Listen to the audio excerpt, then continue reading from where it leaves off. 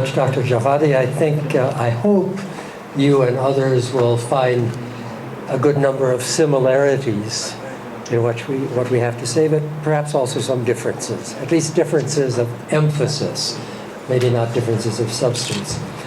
Now, I beg your pardon, because even though I wanted you to have the paper in front of you, and I plan to just kind of say, this is what I tried to do in this paragraph, this is what I tried to do in this paragraph, that's it.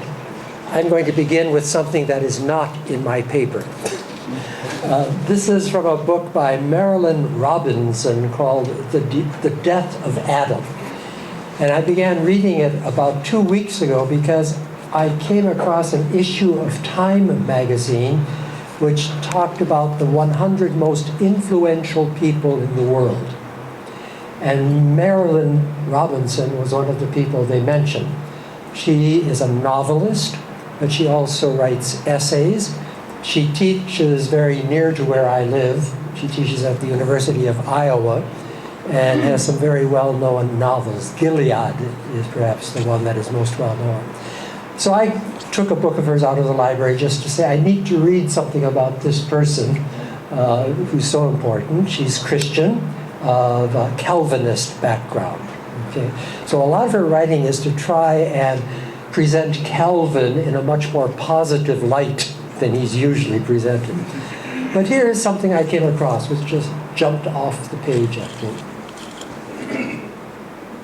The Judeo-Christian ethic of charity derives from the assertion that human beings are made in the image of God. That is, the reverence is owed to human beings simply as such, and then also that their misery or neglect or destruction is not for God a matter of indifference or of merely compassionate interest. You know, God is not simply ignoring it and saying, oh, isn't that too bad, when people are suffering. So let me just take that sentence once again.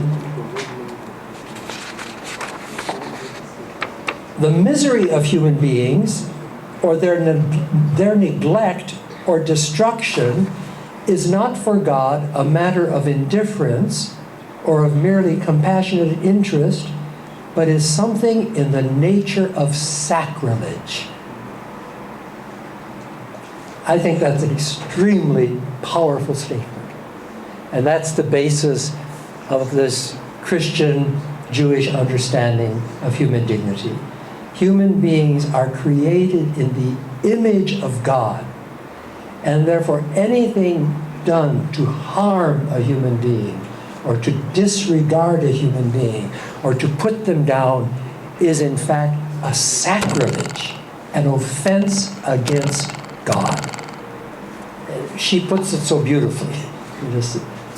But it's fundamentally, I think, the main point of my presentation. But then also working to how our faith in Jesus Christ then reinforces that understanding of human beings whose dignity is a consequence, is a result of being created in the image of God. So if you just want to look at the paper now. First of all, you will see that a good part of the paper, the last part, is simply this appendix. And I'm not going to go through that now. But what I do is put in parallel columns the United Nations Universal Declaration of Human Rights, and then Pope John the 23rd's encyclical Pacem in Terris, which speaks about human rights. This is on page 12. Not 13. Pope John 13. Starts on page 12 here. He's only got 13 down. X. It should be 2 X's. Well, whatever you've got. Well, yeah, but the people don't know. It's the appendix. It's the last part. It's where the 3 columns are. And then Vatican Council, okay, because I refer to those particularly. My paper begins not by talking about human dignity, but by talking about human rights, the rights that follow from dignity. So in some way, I'm working backwards. Because what we hear more about in speech, in the public media, is always talk about human rights, at least in the United States. Everyone is constantly asserting their rights. I have a good friend who works for the California court system in mediation of families regarding the custody of children. And he says, there are groups now for fathers' rights, for the custody of children. So that's common language in the United States. So we're always talking about rights. Our right to this, our right to that. We have right to clean drinking water. We have everything is rights. And that is the reason, and that tradition goes back to the Enlightenment, and especially to the French, the French Revolution, the Declaration of the Rights of Man, the rights of man. And for that reason, Christians, the Catholic Church too, were very hesitant to speak about rights, because it always sounded like this was a way of human beings not recognizing that they were subject to God. And because the Christian tradition would always place emphasis on our responsibility.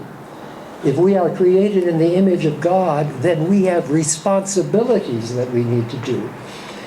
But what gradually grew was a recognition that the reason we have a responsibility to treat others with respect, with love, with charity, is because they have a right to it.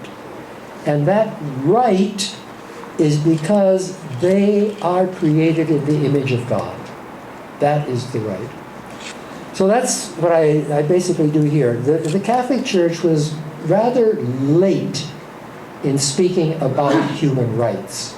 And I say the first official document to do that was in 1963. That was the first time we find in an official Catholic document a reference to human rights. And that's one of the things that I put in my appendix so you can see. And as I say, it seems to me that one of the, call it, motivating reasons for doing this was precisely the United Nations Declaration of Human Rights in 1948. You may remember having heard that Pope John the 23rd, the one who called the Second Vatican Council, spoke frequently about the necessity for Christians to recognize, he said, the signs of the times. The signs of the times. And I think this may be a particularly Catholic way of speaking about revelation even. That revelation for us also comes through history. It comes through what is happening in the world. And we begin to recognize that God is at work even outside the church, believe it or not. That God's work, I'm talking as a Christian, as a Catholic now, God's work is not just in the Catholic Church. God is at work in the world.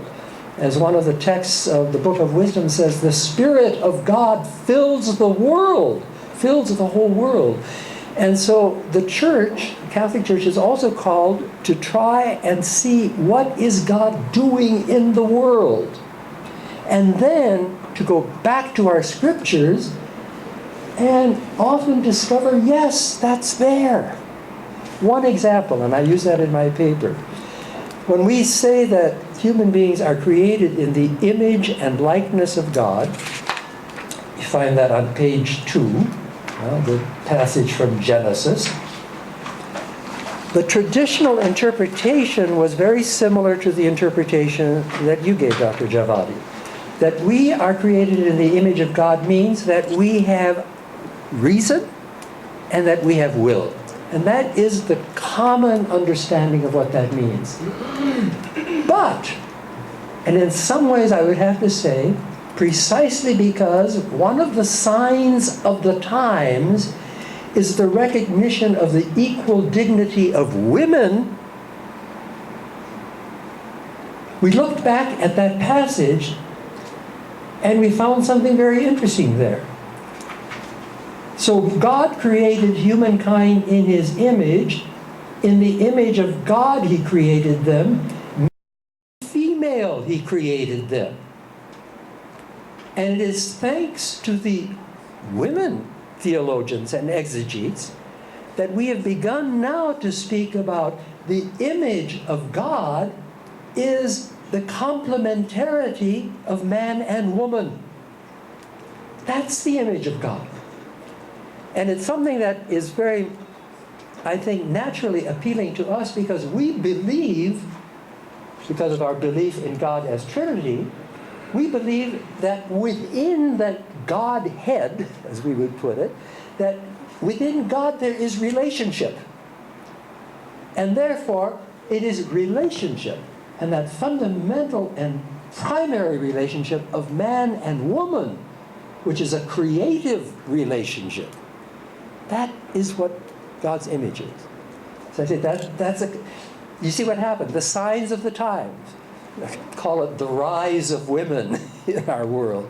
The recognition of the equal dignity of women has brought us back to our own scriptures and helped us to say, well, maybe that was there all the time. We just never saw it before because we were so influenced by Aristotle that we thought if God says we are created in his image, well, that must be because we have reason, because we are rational. That is what makes us God's image. Well, yes, I would say that too, but maybe it's the relational dimension of human existence that is also, and maybe even primarily, the image of God. I go on to discuss then in page 3 the way the biblical teaching on human rights or dignity is developed. And we find that in the passages, especially of the book of Leviticus. You find that on page 4, the code of law. And it's very interesting in this. It's called the holiness code of the book of Leviticus.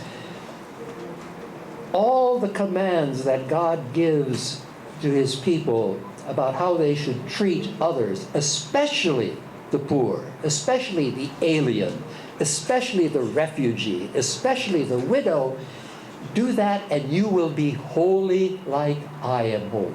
It's always be holy as I am holy. So treat others as my image. That is what will make you holy. The major part of my paper has to do with the role of Jesus Christ for the Christian in recognizing human dignity. And it is because our belief as Christians is that, this would be an ordinary colloquial way of putting it, we believe that Jesus is the human face of God. That would be a summary, I think, of what incarnation means for us. In the face of Jesus, we see God. Jesus is the human face of God. Or as Pope Francis says, Jesus is the face of God's mercy. Jesus is the face of God's mercy. The human face of God's mercy. And so it is in the actions of Jesus, his way of treating women, his way of treating the sick, his way of treating the poor, his way of advocating for the poor is a sign for us of human dignity because he treats them with such dignity, even those who are outside the fold of the Jewish people. But even more than an example for us Christians is this belief that Jesus is the human face of God, is a way of saying that all humans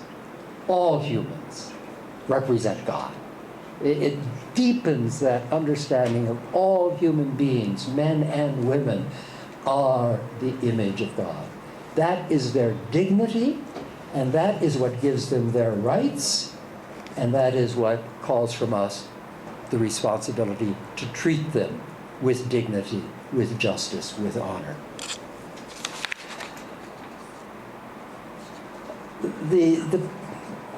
I think the main passages for us would be on the bottom of page 6. the description of the Last Judgment. The images of separating the sheep and the goats. The sheep are put on God's right hand and the goats are put on God's left hand, okay? And why are the sheep put on God's right hand? And the judge says, God, it is because I was hungry and you gave me something to eat. And it was because I had no clothes and you gave me something to wear. It was because I was a prisoner and you came to visit me. And those on the right hand of God say, what? When did we see you hungry? When did we see you thirsty? And the judge says, because you did it to the least one of these, you did it to me. And then he says to the goats, depart from me, because I was hungry and you didn't give me anything to eat, and I was thirsty and you didn't give me anything to drink. And their question is saying, well, we never saw you. If we'd seen you, we would have given you something to eat or drink.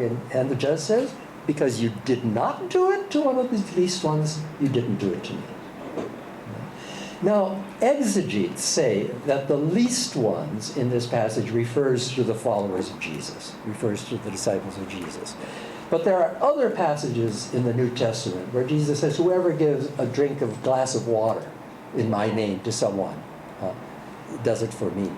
There are other passages which have always led us to interpret this passage of the Last Judgment as referring to all people.